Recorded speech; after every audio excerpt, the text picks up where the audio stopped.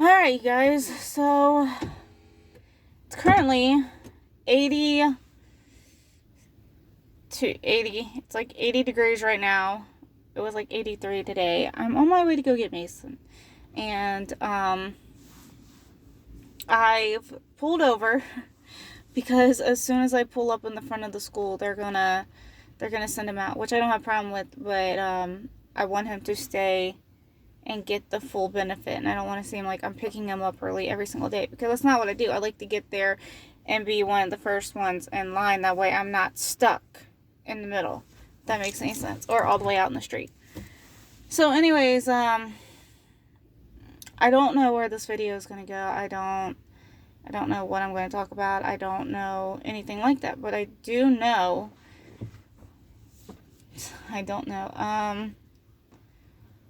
I just wanted to do like a sit down, and honestly, I didn't have anything planned because, not for this video.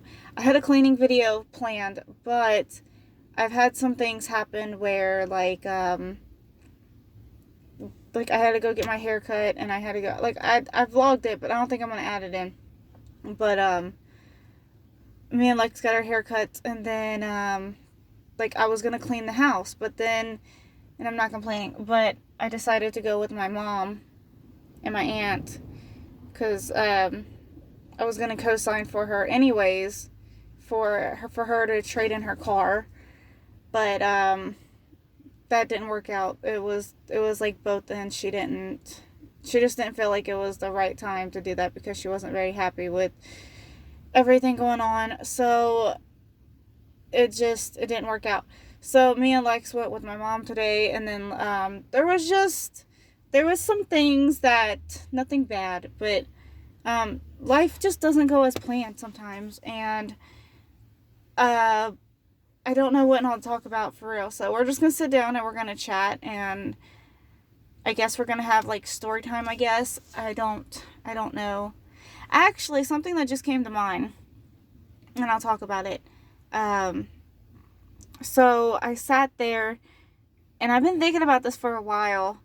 Back in 2010, I ended up going to a place called Holly Hills, and the staff there was really great. It's not assisted living. It's a, like an intervention step, but it was a place for all girls. I don't know how to explain it. I wasn't a bad kid. Just when I started to get to my teenage years, there was a lot of misunderstanding, a lot of going on, and my social worker and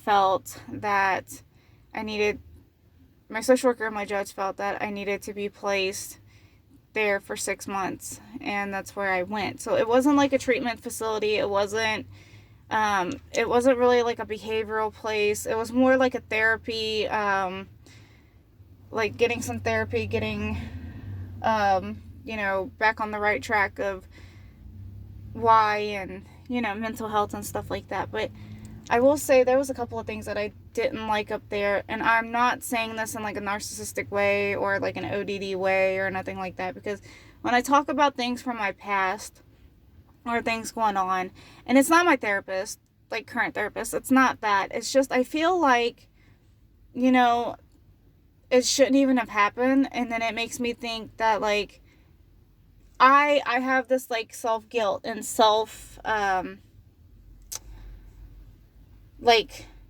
not pity, but it kind of feels like I don't take ownership for what happened. But in reality, like, the truth was, it wasn't me. And I think it's just that thing of like having a narcissistic ex-husband, and all of the trauma that went on with that, and everything that he was involved in, and how he treated us and everything. It's got me to that mentality state that I'm trying to work through now of, it's okay to be the one that didn't do something. Like, it's not always me. I don't need to have guilt for things that I didn't do, thinking that it was me, if that makes any sense. So, couple of situations that I was not okay with. First of all, my therapist Dana, and I'll put her name out there. Her name was Dana Hurd. I don't think she no, I don't think she still works there, honestly. And quite frankly, I know she doesn't work there anymore, from what I last heard. And I know, but I don't think I don't think she's a therapist of any sort. And I did not, I did not, how to explain it? I did not connect with her, and it was like her way of doing things, and um, it wasn't even like in a beneficial way or anything like that. It was a thing of she would sit there, and I'm like trying to pay attention because to the school, but you know, to watch the kids, see if they're coming outside, see if they're going back inside, see what I gotta do to go get up there and get them, blah blah blah. Anyways, so with that being said, there was a lot of issues that just didn't get resolved. I would bring up something to her about how something didn't go right, and or how I felt about something, and she would like treat it as if it wasn't that big of a deal. And sometimes she would put the guilt on me. But then I'm like, hold on, wait a minute. I'm expressing to you how I feel. How could I work through this? And I'm sitting there and I'm trying to talk to her and everything like that. And then like one of them was, she said, write your dad, tell him how you feel, stuff like that. And I was like, okay, yeah, I'll do that. Another time, like anything between me and my grandparents, she'd be like, oh, it was always me. And nothing ever got resolved. Ever. And I felt like while I was there, I was always targeted for everything. Whether I was like the new girl or been there a while, like I always felt like she was targeting me for things that she knows that I wasn't even in there for, but these other girls were. And I wasn't okay with it. And every little bitty thing, she would sit there. So like when you come in, it was, you were in level P when you first come in. And then you have to go to P1 after like, you're on level P for 30 days anyways. But that means like you cannot leave the facility. You don't get any visitations or nothing like that for your first 30 days. And then based upon behavior and stuff, you can go to P1, which then you can get your visitations and stuff. At first it was, you could only go on outings at a P2 level, where we would go out once a week and do things, and like we could spend our chore money and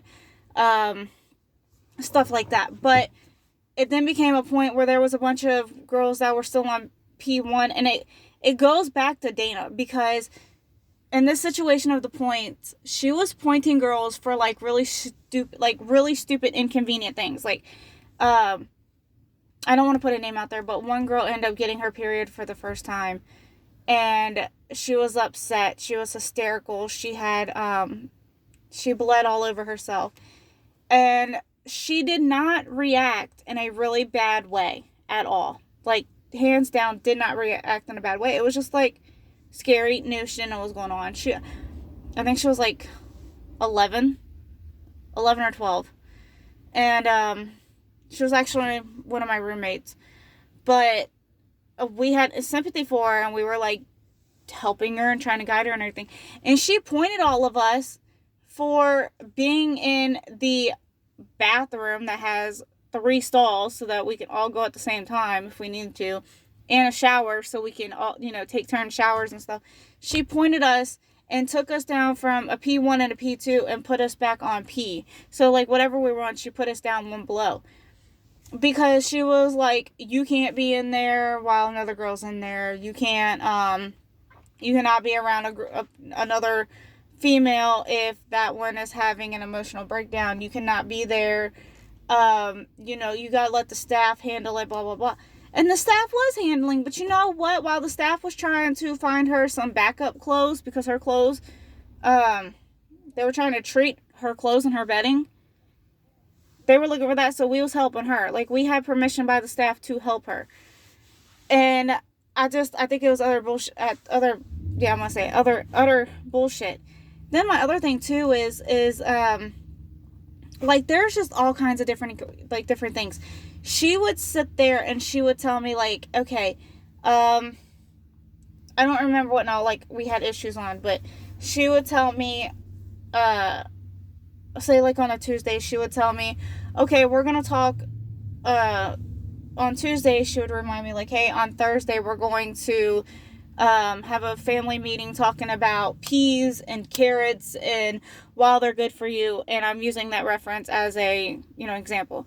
Well, then my family would be there, and it turned into a situation of, like, she would say, like, how peas and carrots are good for you and why you feel that way and how you would like things to happen. And it was in the sense of trying to get my family to understand where I was coming from with everything that was going on. Well, then we would go, and it wasn't even about, like, I would write down everything that she asked me to do. I would do all of it. And she would sit there, and that day would come, and then she's like, oh, well, we're going to talk about broccoli and collard greens and why you shouldn't eat them and why it's your fault. And I wouldn't be allowed to say anything, which then got us all into arguments and agreements or disagreements, and we would be sitting there fighting and arguing, and I'd be in tears, my grandmother would be in tears, my mom would be in tears, and my grandfather, like, he would start crying because we were at each other's throats. And it's like, if I knew what the hell we were talking about, what we were going to be talking about, I would have been able to control my emotions better. But you told my family that they could sit there and tell me how they feel about me and what I need to change and how they feel about it on a whole nother different topic, throwing me all off guard. So then, because I would get mad and everything, she sat there and she would point me for it. And then she would take my visitations away because she'd be like, well, on Thursday, her and her family got into it, and I feel like it's not going to work out on a visit this week because of emotional distress. And I'm like, what the hell? So then, on like, my cousin Jamie died. Or not my cousin Jamie. My cousin Colin died. He was 14 days old when he died. And not even, I think it was like around 14 days old. No, he was 10 days old, laid to rest 14 days later. Or, after he was born.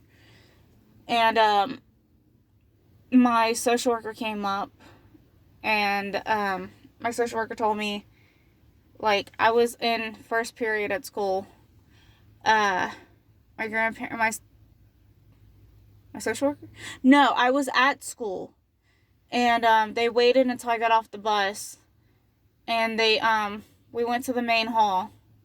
There's like 3 buildings, the younger girls, the older girls, and then there's like the main hall and between the buildings, but they're not connected. At this point, they were not connected. I don't know if they were connecting them. But, my grandparents and my social worker told me what happened. And, at first, I knew what they said, but I didn't fully comprehend it. And y'all have to understand, my aunt, my mom's sister, she is my sister. Like, I don't care what anybody has to say. Like, I understand she's an aunt. Listen, my aunt was 9 years old when I was born. Me and my aunt shared the same exact bedroom until the day she went to college when she was 19 or 20. So for 11 years, we shared a bedroom. Okay? We shared a bedroom. And she's like my sister. But, so, like, her kids are like my nieces and nephews, even though I know they're cousins. Anyways, going on with that. So, my social worker and my grandparents told me what happened. I comprehended it after, like, not believing them. And my social worker said, look, you're going to be, I'm going to send you home tomorrow, right after first period. That way you can say that, you was there and that you wasn't missing school. But, either right after or during first period, you're going to go home. Your grandparents are going to pick you up, and we're giving you the whole week to be with your family. Do you know, with my excellent behavior at Holly Hills, my therapist said that she wasn't going to approve it, that if I was to leave the facility and go home, that she was going to call the police and have me picked up as a runaway. And if you try to run away from Holly Hills, you get an additional year there after going to jail. So you would go to jail, you'd go to juvenile hall, and then you would serve out your time there, and then you would come back. And my social worker was not having it. And come to find out, too, like, I still got to go to the funeral, and I still got the week with my family and stuff like that. But that was the real kicker of when my social worker was like, you know what? No, you've done your time. You're getting out. Like, point blank, you're getting out. So a week later, I got out 2 days before Christmas. 2 or 3 days before Christmas was when I got out of Holly Hills. I was basically OR. If you know what OR means in like jail terms, that's basically what happened. But my therapist was not happy about it. Another incident too was well, there's 2 more incidents I'm going to talk about. One incident was whenever every single time I would get off the bus and I would come and I would get off the bus. We would go down to the main hall, and before we started on our homework, and whoever, like, if Hilltop, there was Riverview and Hilltop, and depending on the week was whoever got to go first down the mesh hall. I'm just gonna call it mesh hall, but they were the first to eat. So while one was eating, the other ones did homework. Blah blah blah blah. So every single day I was trying to get a hold of my social worker. Every single day. And I would leave her voicemail after voicemail after voicemail. And what it was there was a woman up there. She was staff, but she wasn't like in charge of like all of us. She was like activity coordinator, and we absolutely love her. And there was times where she would fill in and watch, be on staff to be down at one of the cabins. But anyways, I want to cry when I say this, because I was having issues and I felt like Dana was not suited for me. I felt like there was some other issues that just was not okay. And I was trying to get hold of Dana. I was trying to find out about my grandfather's health. I was trying to get hold of my social worker and tell her that I was sick. I was sick for 2 weeks. I couldn't move. I couldn't really eat. I couldn't really drink. I couldn't really do anything. I was like tired all the time, and I still got sent to school. And come to find out, my therapist would call in, and Dana heard. I call her a bald-headed mole rat. Like, I don't even care. But she would call in and tell my social worker that I was making everything up. So one weekend while I was on, I had a pass to go home. I was sitting. I did not feel good at all. My grandparents knew something was up. They could just tell. So,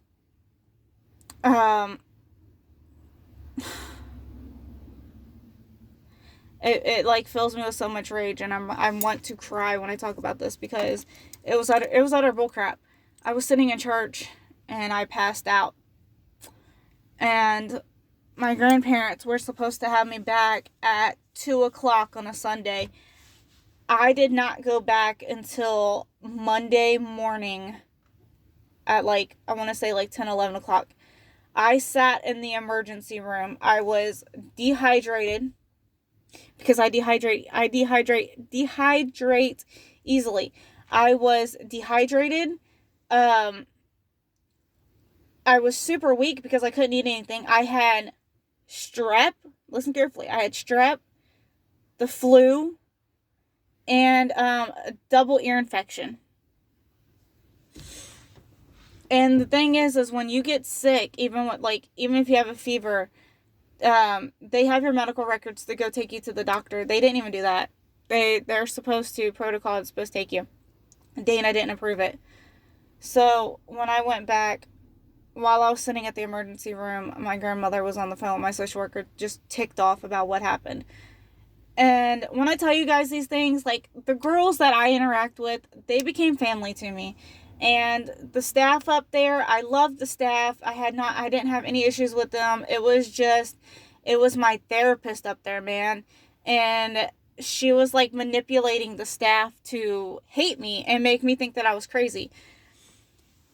And when I say there was 2 more incidents, there's literally 2 there. After this one, there's another incident. So another incident I had was this girl, not gonna throw her name out there, but you are not allowed to borrow anything of anybody's stuff. You're not allowed. Unless, like, you have a straightener, you have a curling iron, one's wanting to use one and the other, you can swap or you can let them borrow it, but they are not allowed to leave your site. And if you're going to do somebody's hair, you have to do it in the living room, in front of the staff, and that's it. And then, like, they watch to make sure you give it back. And all of your stuff has your initials on it. So this girl asked if she could borrow, literally she asked if she could borrow my straightener. I said, yeah, that's fine. She never gave it back. Okay. So then, come to find out, I don't even remember what all was taken from me, honestly. It was like a lot of hygiene stuff that I went out and paid for. It was not provided by them. It wasn't anything like that. My clothes were stolen. And I wasn't the only one. And every single day, because every day is a new day, and when this happens on this day and then this happens on this day, you have to sit there and you have to explain what happened and do it. So I would sit there and I would go up to the staff and I'm like, look, I'm going to call her Sam, even though her name's not Sam.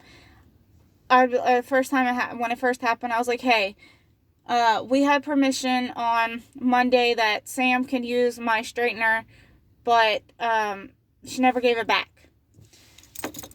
Well, they'd be like, well, we didn't give you permission to borrow it or to lend it out. And I'm like, yeah, you did, because it's written right in the log that y'all gave me permission to lend it out. So then Tuesday would happen, and I was like, okay, I asked Sam 3 other times. I asked her 3 times, and I talked to the staff about it Monday, and they said that they would not give it back. Today, on Tuesday, she is now walking around in my clothes, because you're only allowed 6 pairs of clothes. I said she is now walking around in my clothes. I am down to 2 outfits, and I don't know what to do about it. Can somebody please get my belongings? They said, well, you didn't say that yesterday. You just said that she had your straightener. And I'm like, because I woke up and she snuck into my room knowing that y'all are supposed to be watching the hallways on your monitor. And if you backtrack, you can see her going in my room getting my clothes while I'm asleep. And y'all didn't do anything about it. And you can literally see that she has my clothes on with my initials. So then this was happening a bunch of other times. So we had a woman, and it was just like one thing after another. They'd make you look like a liar. And it got to the point that, like, now as an adult, if somebody asks me a question, like, I don't just say, like, okay, somebody would, like, Daniel would ask me, he'd be like, well, what did you make for dinner? I wouldn't just say, oh, I decided to make a roast. I would be like, well, earlier I sat there, I did a grocery drop off to the house, and I decided that because I had plans of making pizza, and then I decided, like, I have to give him the whole entire backstory of how it all started and how it got to this point, because it's a really narcissistic thing that I went through. And what it was Dana was sitting there and she was telling him to see if I was lying and everything. And it got to the point that when we had a woman named Hannah, her name was Hannah, she came in, and I told Hannah, I was like, look, this is 3 weeks. I'm down to 2 pairs of clothes. My laundry day is on Thursday. I cannot go to school wearing the same outfit every single day and then swap out 2 days later with only 1 pair of underwear. This is nasty. It's disgusting. I can't do it.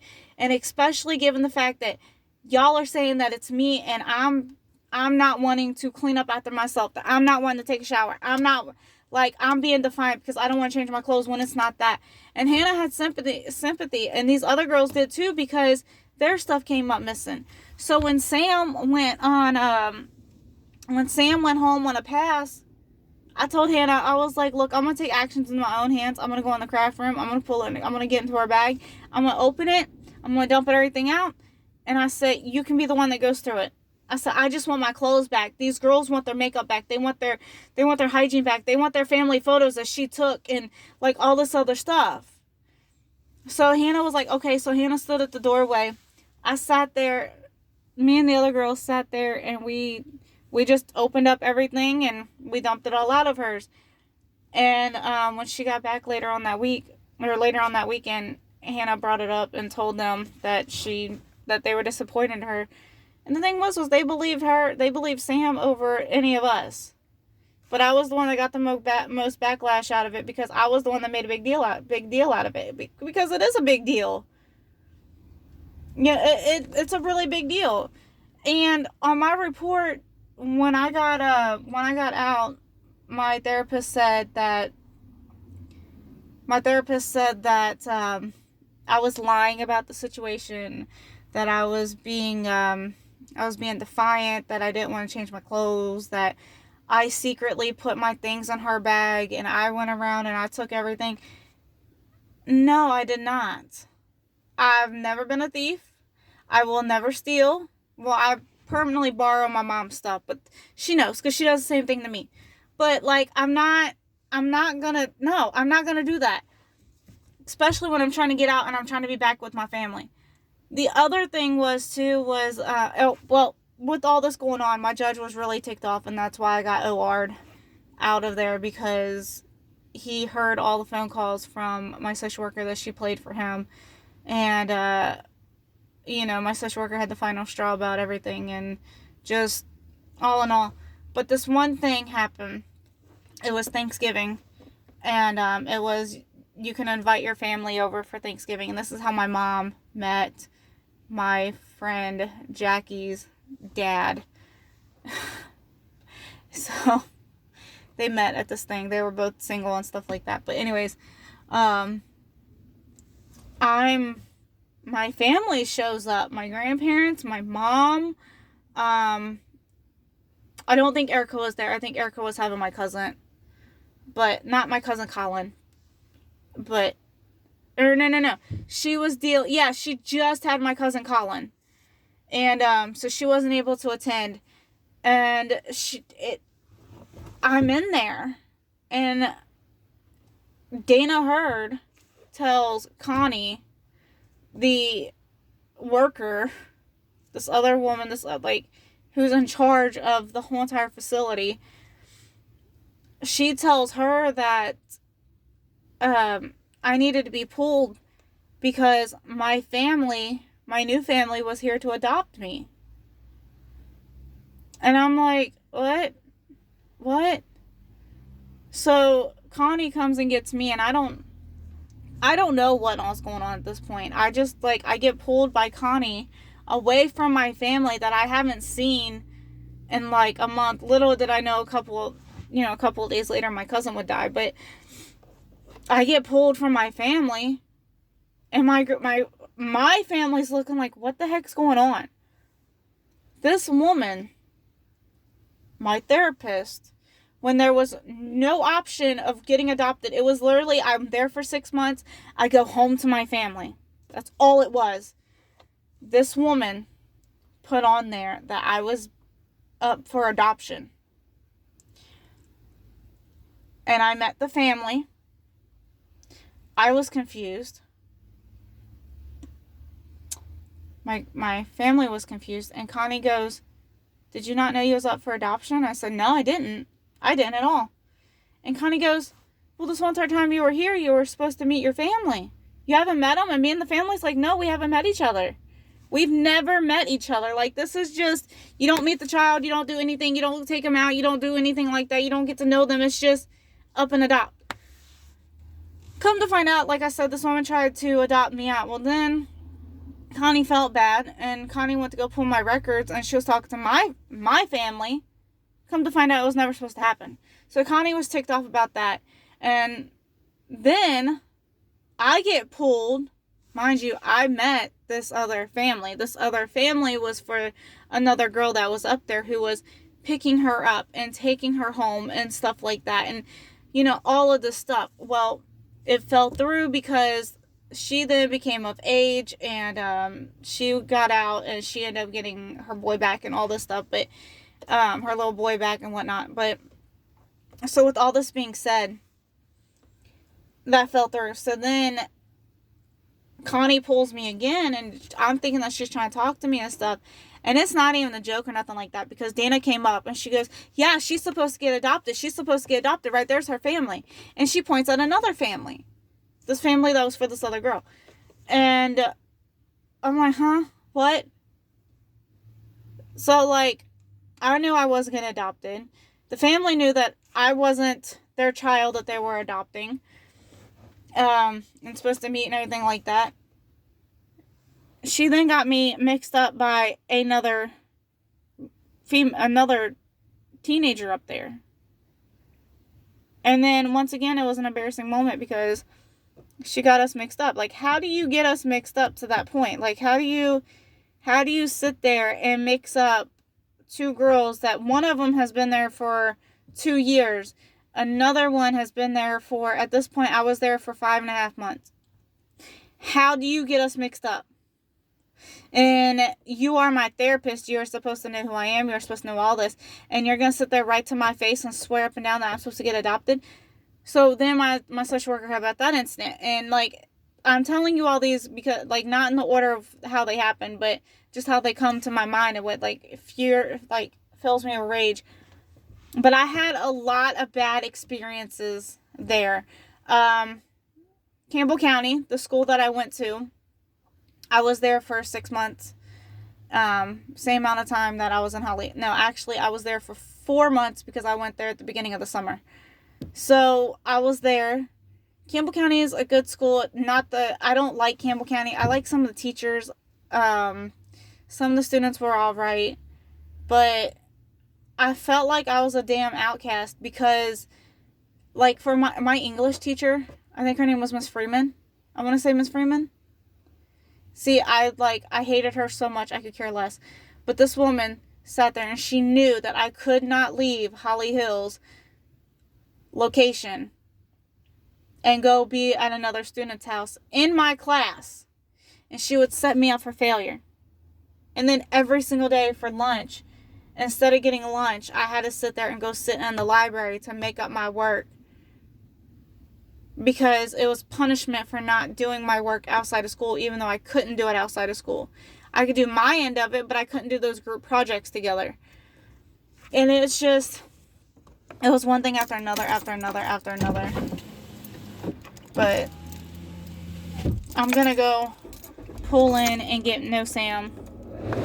Get this air on. It's hot. It's currently 83 degrees right now. But it's one of those things. It's like, why?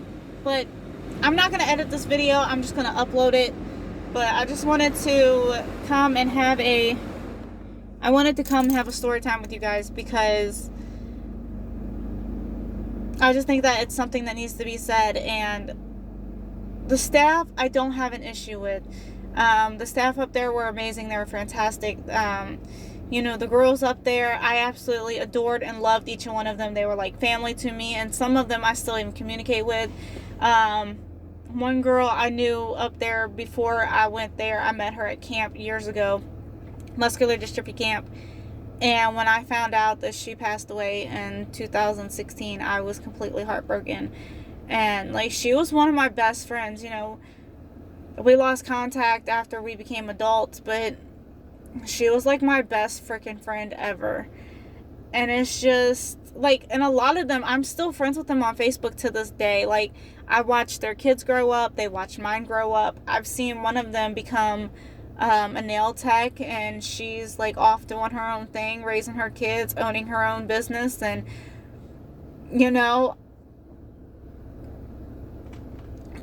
I just didn't like the whole situation up there with my therapist and everything. I didn't like about it. So I think what I'm going to call this title is My Really Shitty Therapist, because I feel like it needs to be said, and I've been holding it in. Like, I talk about it to my family, but I just think it needs to be talked about